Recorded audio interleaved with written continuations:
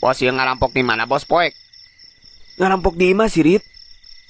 Naon imah bos awo duitan mending toko. Si mikir atuh si teh sirit nyaho PPKM. Yeuh dengekeun ku jejeweur maneh.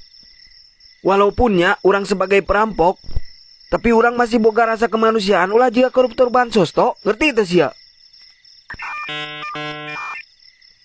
Capek anjing ngomongnya siapa toh, tak suka otak. Geus atuh ngarampok imah koruptor bos loba duitna. Toto, dangukeun ya kasep.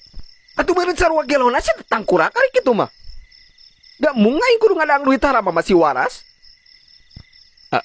Emang koruptor teu waras bos? Loba tatanya siapa kus reporter. Reporter teh naon bos?